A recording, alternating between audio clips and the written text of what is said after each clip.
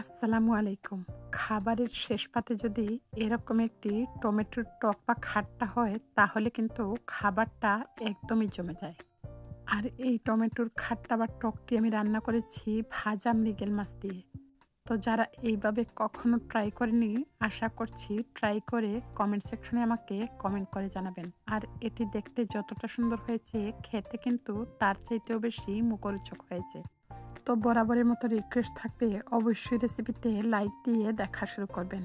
তাহলে চলুন কথা না বাড়িয়ে শুরু করা যাক। তো টকটা রান্না করার জন্য এখানে আমি 1 কেজি বড় সাইজের টমেটো 4 টুকরো করে কেটে নিয়েছি। তো আপনারা টমেটোর সাইজ অনুযায়ী কেটে নেবেন। এছাড়া এখানে মাথা সহ বেশ কিছু মৃগেল মাছ আমি ভেজে নিয়েছি। তো মাছটা অবশ্যই ভেজে নেবেন, এতে করে মাছের ভেতরে যে আষ্টে গন্ধ আছে সেটি চলে যাবে। তো মাছ এবং টমেটো ছাড়া আর যা যা লাগবে আমি রান্না করতে করতে আপনাদের সাথে শেয়ার করে নিব।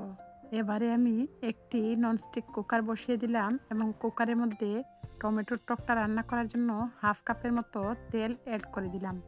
তো চুলার আঁচ মিডিয়ামে রেখে তেলটা যখন গরম হয়ে গেছে, প্রথমেই অ্যাড করে দিচ্ছি রসুন পেস্ট। তো আমি এখানে 1 টেবিল চামচের মতো রসুন পেস্ট অ্যাড করে দিয়েছি। তারপর আমি অ্যাড করে দিচ্ছি 1 কাপের মতো পেঁয়াজ পেস্ট। আর অবশ্যই টমেটোর টকের মধ্যে রসুন পেস্টটা বেশি করে দিয়ে দিবেন, এতে করে খেতে খুব বেশি ভালো লাগবে। দিয়ে দিলাম লবণ স্বাদ মতো। তারপর আমি চুলার আঁচ মিডিয়াম রেখে মশলাটাকে বেশ কিছুক্ষণ ভেজে নিব, যাতে পেঁয়াজ এবং রসুনের র ফ্লেভারটা চলে যায়। এই পর্যায়ে আমি এখানে অ্যাড করে দিচ্ছি 1.5 চা চামচ ধনিয়া গুঁড়া, 1 চা চামচ হলুদের গুঁড়া এবং 1/2 চা চামচ মরিচের গুঁড়া। যেহেতু আমি টক রান্না করছি সেজন্য ঝালের পরিমাণটা কমিয়ে দিয়েছি। তো আপনারা আপনাদের পছন্দ মতো অ্যাড করে দিবেন। তো চুলার আঁচ লো টু মিডিয়ামে রেখে মশলাটাকে আমি ভেজে নিচ্ছি। তো ঢাকনা দিয়ে আমি ঢেকে দিলাম 2 মিনিটের জন্য, যাতে মশলার র ফ্লেভারটা চলে যায়। তো ফিরে আসলাম 2 মিনিট পর। দেখুন মশলাটাও কিন্তু ভাজা ভাজা হয়ে গেছে এবং সুন্দর একটি অ্যারোমা বের হয়েছে মশলার ভেতর থেকে। অ্যাড করে দিচ্ছি আগে থেকে কেটে নেওয়া টমেটোগুলো। তারপর আমি একটি স্প্যাচুলার সাহায্যে টমেটোটাকে মশলার সাথে খুব ভালোভাবে মিশিয়ে নিয়ে 5 মিনিটের মতো ঢেকে রান্না করব। যেহেতু এটি পাকা টমেটো, সেজন্য সেদ্ধ হতে খুব একটা সময় লাগবে না। তো ফিরে আসলাম 5 মিনিট পর। তো আমি স্প্যাচুলা দিয়ে নেড়েচেড়ে খুব ভালোভাবে মিশিয়ে নিচ্ছি। আর যেহেতু এগুলো খুব পাকা টমেটো, সেজন্য এটি সেদ্ধ হতে খুব একটা সময় লাগবে না।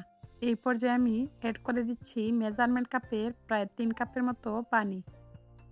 তো আমি ঝোলের জন্য পানিটাকে অ্যাড করে দিয়ে আবারও স্প্যাচুলা দিয়ে খুব ভালোভাবে মিশিয়ে নিলাম। যেহেতু মাছটা ভেজে নিয়েছি সেজন্য ঝোলটা আগে অ্যাড করে দিয়েছি।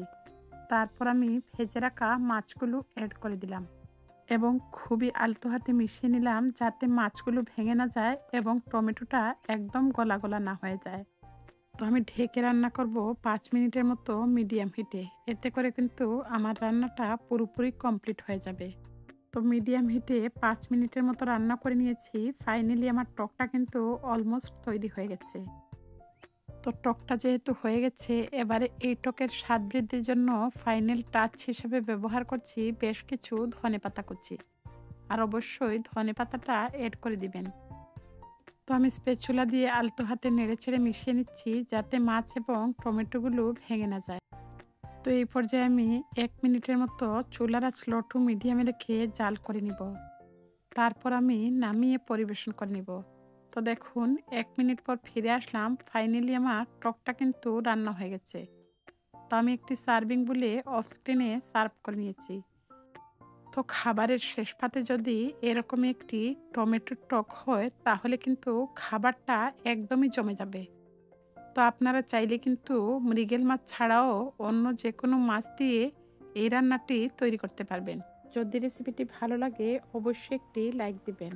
আর যদি এই চ্যানেলটি নতুন ভিজিট করে থাকেন, সাবস্ক্রাইব করে পাশে থাকা বেল বাটনটি বাজিয়ে দিবেন পরবর্তী আপডেট পাওয়ার জন্য। যদি রেসিপিটি খুব বেশি ভালো লাগে, ইচ্ছে হলে ফ্রেন্ডস এবং ফ্যামিলির সাথে শেয়ার করতে পারেন। তো দেখা হচ্ছে নেক্সট এপিসোডে। ততক্ষণ পর্যন্ত বিদায় নিচ্ছি। আল্লাহ হাফেজ। আসসালামু আলাইকুম।